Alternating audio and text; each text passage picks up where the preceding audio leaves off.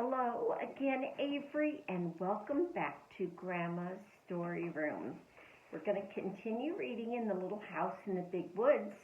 And when we left off last time, Pa was teaching Laura and Mary how he made bullets. So this is where we're going to pick up today. I already read that part.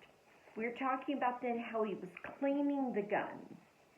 So it said, then Pa put a clean greased rag on the ramrod, and while the gun barrel was still hot, he greased it well on the inside, and with another clean greased cloth, he rubbed it all over, outside, until every bit of it was oiled and slick. And after that, he rubbed and polished the gun stock until the wood of it was bright and shining too. Now the wood stock, I'll show you which part of the gun that is this part here.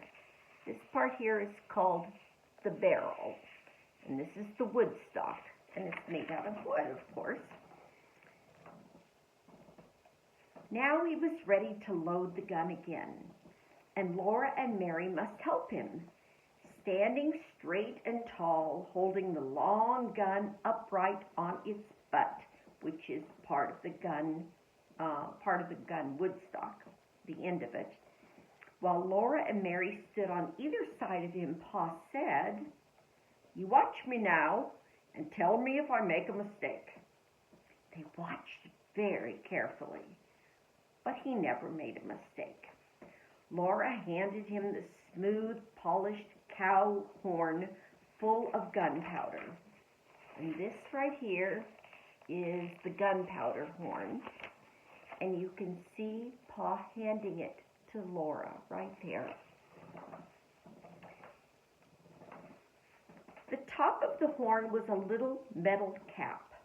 Pa filled this cap full of the gunpowder and poured the powder down the barrel of the gun. Then he shook the gun a little and tapped the barrel to make sure all that the powder was down in the bottom. "Where's my patch box?" he asked them. And Mary gave him the little tin box full of little pieces of greased cloth. And Pa laid one of these pieces of greasy cloth over the muzzle of the gun. Okay, the muzzle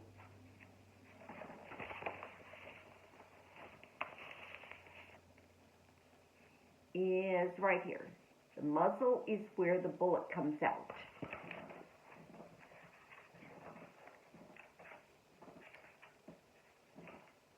He laid one of these little bits of greasy cloth over the muzzle of the gun, put one of the shiny new bullets on it, and with the ramrod he pushed the bullet and the cloth down the gun barrel.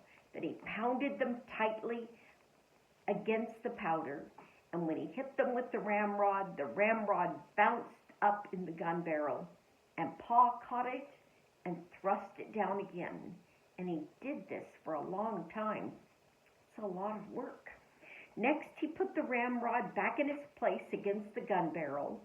Then, taking a box of caps from his pocket, he raised the hammer of the gun and slipped in one of the tiny bright caps over the hollow pin that was now under the hammer. And he let the hammer down slowly and carefully. If it came down quickly, bang, the gun would go off. Now the gun was loaded, and Pa laid it on its hooks over the door. When Pa was at home, the gun always lay across those two wooden hooks above the door.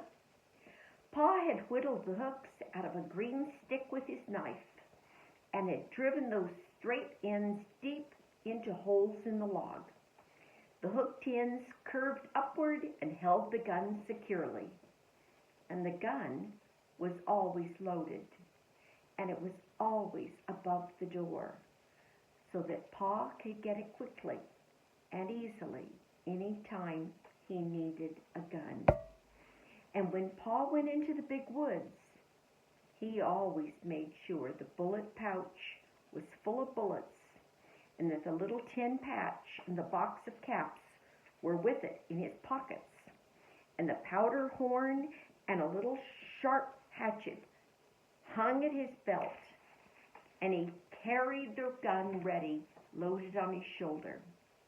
And he always reloaded the gun as soon as he fired it, for he said he did not want to meet trouble with an empty gun. Whenever he shot at a wild animal, he had to stop and load the gun, measure the powder, put it in, shake it down, put in the patch and the bullet and pound them down, and then put a fresh cap under the hammer before he could shoot again. And when he shot at a bear or a panther, he must kill it with the first shot, because a wounded bear or a panther could kill a man before he had time to load his gun again. But Laura and Mary were never afraid when Pa went alone into the big woods, because they knew he could always kill bears and panthers with the first shot. And after the bullets were made and the gun was loaded, came storytelling time. "Tell us about the voice in the woods," Laura would beg him, and Papa crinkled up his eyes at her.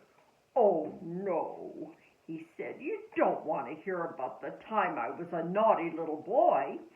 "Oh, yes, we do," Laura and Mary said. And so Pa began.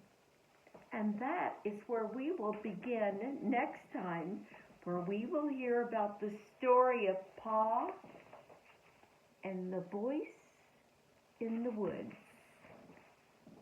I love you.